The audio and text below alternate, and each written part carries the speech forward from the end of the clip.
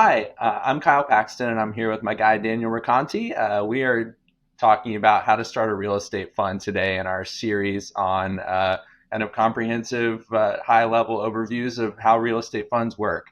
Daniel and I are both members of our real estate segment team here at James Moore, and we advise clients in real estate funds of all shapes and sizes. So this is a topic we get real excited about. We're going to run through today, like I said, how to start a real estate fund. So Daniel's going to kind of give us a quick overview on what a real estate fund is as a refresher. We're going to go through kind of a step-by-step guide on what that setup process looks like, and then we'll talk about some other kind of odds and ends to wrap this up.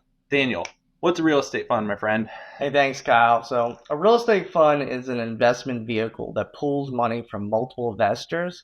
This gives people access to much larger projects that they might not otherwise be to do on their own. But the whole goal of a real estate fund is just to generate income through rent or property appreciation, which then you distribute the profits to the investors. Okay. This is usually an LLC as the legal entity, which is taxed as a partnership. The reason why is because partnerships allow debt basis from qualified non-recourse debt. So this would be loans that are attached to real estate. And this allows for these funds to take a lot of losses through like cost segs or also allow tax-free distributions, which makes real estate just an even more interesting vehicle because it can provide a lot of tax advantages as long as also still getting your return on your investment. But what if you're interested in actually starting one of these funds and you're like, well, I don't even know what to do? Well, we're going to give you a little bit of a step by step guide on how to do that. The first and the most important thing is you need to identify your strategy and the real estate you want to purchase in this fund. Okay. Strategy just means like what kind of real estate are you doing? Are you doing a single asset? So you're just going to purchase one huge multifamily? Or are you going to purchase a portfolio, multiple smaller assets? Do you want to go commercial? Do you want to go residential? What's your geographical area is best for you? Do you want something near the coast? Do you want something in the Midwest? All of this is just makes a different kind of strategy. So you need to figure out what strategy. And then I usually would say, let's identify once you got your strategy, an actual asset to purchase. Why is that possible? Why do you need to do that? Because your next step is to identify potential investors. Oh, you're not going to have a fund unless you have investors, right? Because you need to raise capital. All right. So once you actually have a real estate that you want to purchase, well, now you're selling that to investors. All right. So investors, of course, going to want to know, is this a good investment? Am I going to get a good rate on return? But they're not just going to look at what you're investing in now. They're going to look at the manager's historical performance. So they're going to want to look at a lot of things to say, hey, I'm going to put a lot of money in here. Do I feel comfortable that this is a good investment and I'm going to get what you're selling? So they're going to be looking at a lot of that stuff. And they might even want like a third party independent accountant's report or something like that to kind of just give them that comfortability. So once you got the property, now you've got investors so you can raise the capital. What is the actual next step to start the fund? First thing you need to do is organize the LLC. Okay. So that means I actually need to go out, create the LLC. How do I do that? LLCs are created at a state level. Okay. So that means that if I want to create an LLC, I need to or register with the organize it through a state. Okay. What state should I organize it with? Well, these are probably conversations you need to have with a real estate attorney, but usually it's either wherever the real estate is located because you're already going to be doing business there, so it might be a good idea. And then you've probably heard of a lot of other things like should I organize my LLC in Delaware or Wyoming or Nevada? These are all very popular places because they provide certain kind of legal protections. This is a conversation you want to have with your real estate attorney because this is more of a legal concept, not as much of a tax concept. You also want to possibly register for business in any state. So just because you create an LLC doesn't mean there also might be other filing requirements in that state, like registering for business. Anywhere that you actually have real estate in the LLC, you might need to register in that state as well. So Daniel, with those components, each of those can trigger separate income tax filing requirements as well, right? So, where you organize the LLC, where the property's held, that's part of the consideration too. Is what exposure. I mean, you were talking about kind of the organizational components, but you are opening your exposure to a different jurisdiction based on how and where you organize. Correct. So that's something you need to definitely consider is like where I organize, where I register for business. Like you could potentially be making yourself have all these extra filings that you don't need. So you need to make sure that that is discussed before you're going into it. Like, hey, am I organizing in a state that makes sense to me? That's not going to increase my exposure to areas that I don't really need to be. My business is in one state. Do I really need to be registering in all these states outside of mine? Just want to make sure you're not accidentally creating more compliance than you actually need. Once that's all set up, the LLC, then one of the more important parts is called the operating agreement. Sometimes this gets overlooked, but it's actually really the lifeline for your entire business. It basically spells out how everything is run. If you haven't talked to a real estate attorney yet, you absolutely need one before this. If you're going to start a real estate fund, it's more than just you. You have investors, you have everything, and everything, how the business is run, how the tax return is prepared, everything is all fitting on this operating agreement. So in the operating agreement, it's going to spell out a lot of things like the capital investments for each members. So what is their capital contribution? What's their actual investment for? What's their ownership stake? Okay. Then it's going to talk about how income, gains, losses, deductions are distributed among members. Some of it is prorated based on their actual ownership. But then there could also be things where like depreciation is given to certain people more than others, or there's different classes of ownership. Maybe there's an A and there's a B. A could maybe have a preferred return. So this is just something where they get their returns first before all the other owners do. There's a lot of different variables here. What's the expectations of the members? If you're a manager of this fund, you have a certain expectation. Well, this fund kind of says this is what a manager is expected. This is the responsibilities. As an investor, these are your responsibilities, which are usually quite a bit less. Who has voting rights? If I'm investing in this fund, do I have a vote? Maybe I don't run the day-to-day options, but I would like to have a vote at least to make for the big decisions. Okay.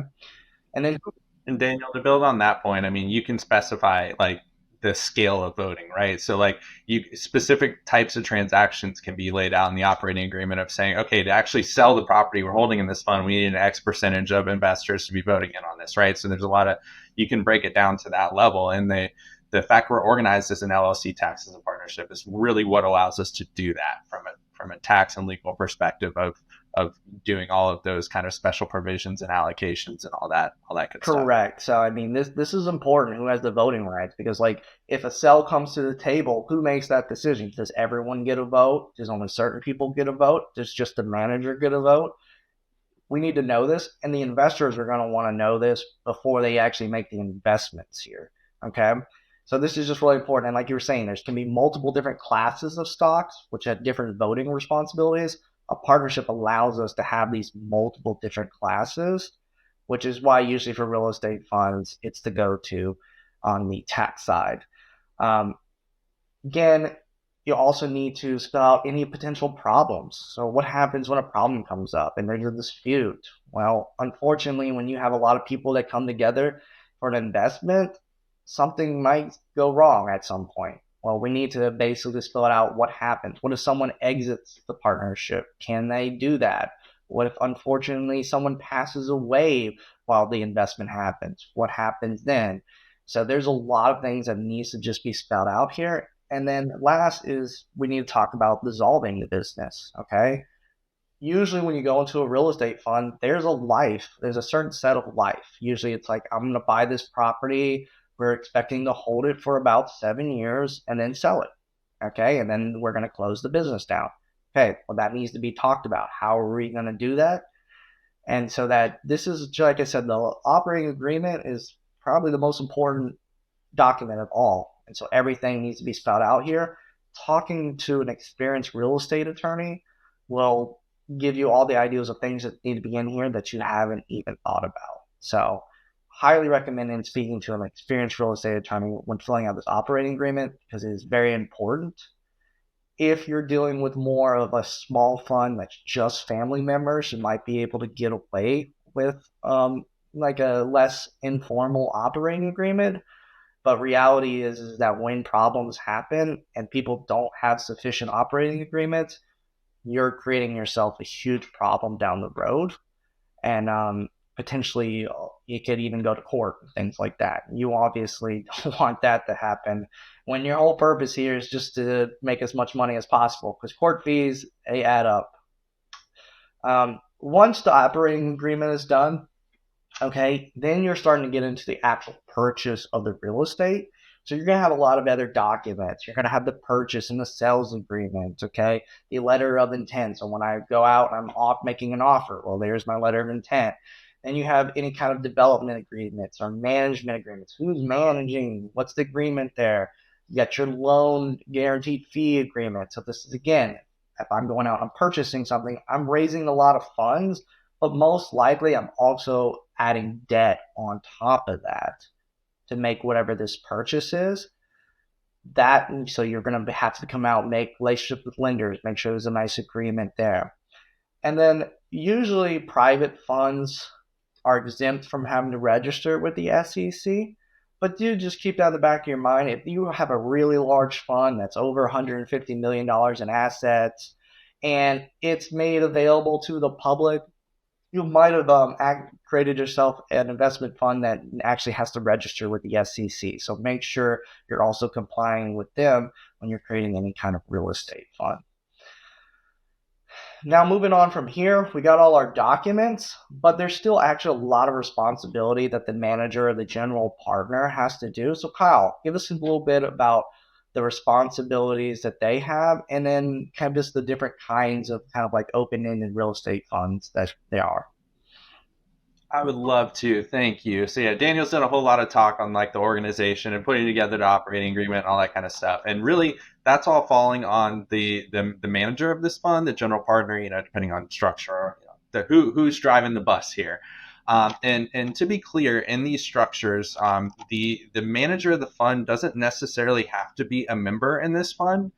We almost never see that in real estate. Generally, it's led by a sophisticated real estate professional who wants a slice of this pie and has provisions in the operating agreement around compensation and everything like that, which we'll touch on in one of our other videos. But that general partner, the manager of the fund, is really, we keep harping on kind of the day-to-day operations, right? So they're finding lenders to secure financing. They're managing cash flow, managing the expenses, evaluating properties during the purchase process, and trying to time sales and everything like that, drafting leases, and doing the advertising of properties, anything day-to-day management, real estate related, that's falling on the general partner here. And then me sitting on the side as the limited partner.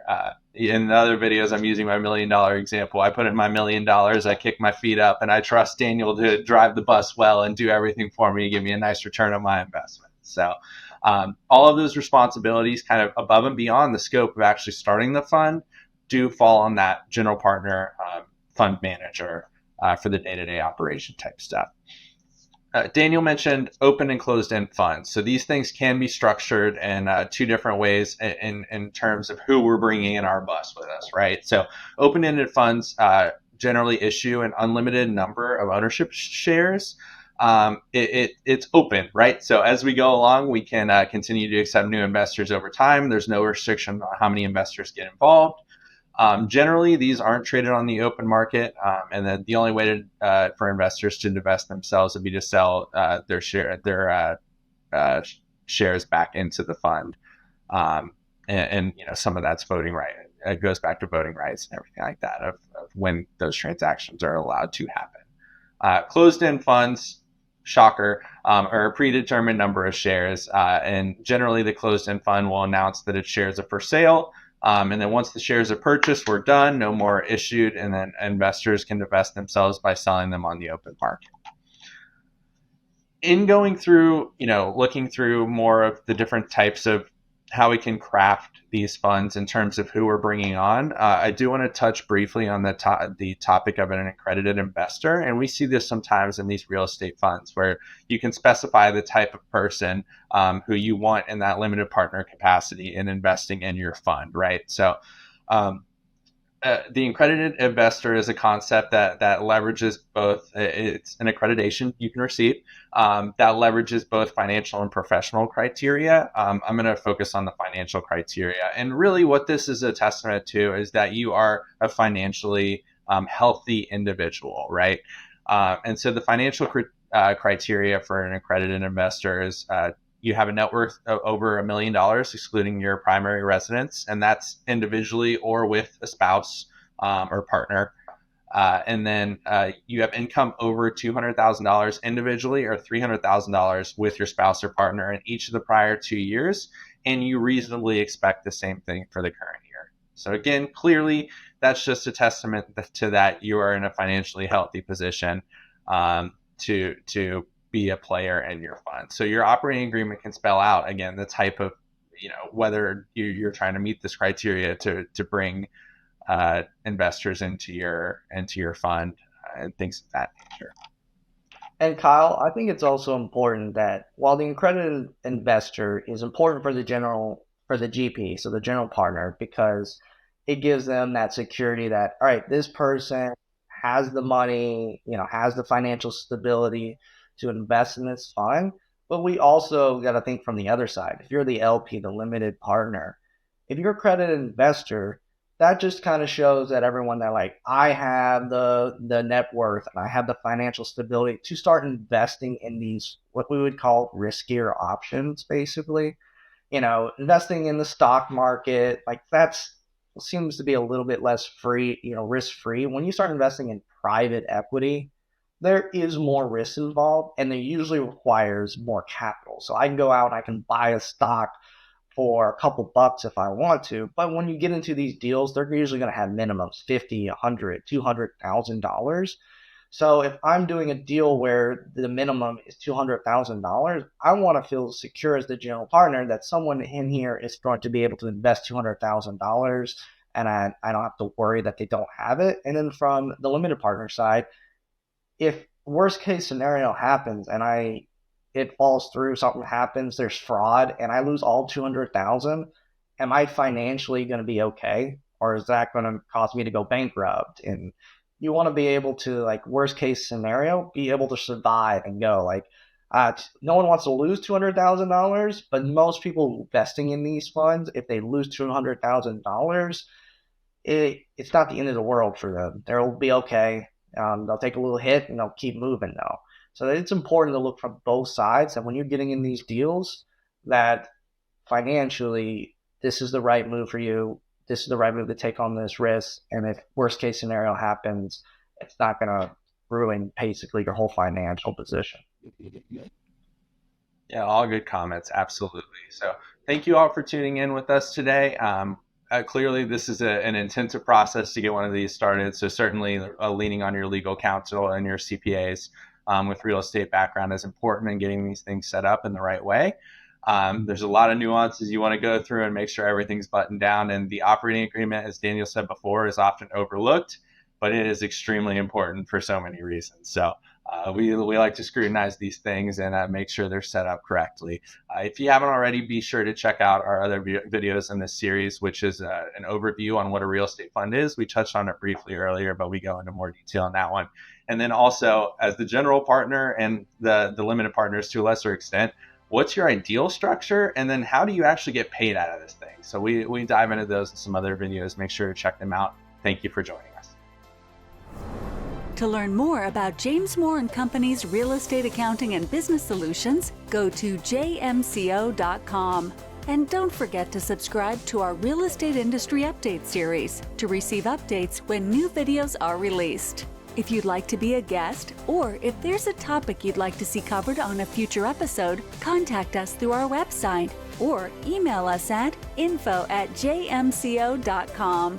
You can also follow us on social media for more news as the landscape of real estate continues to rapidly evolve.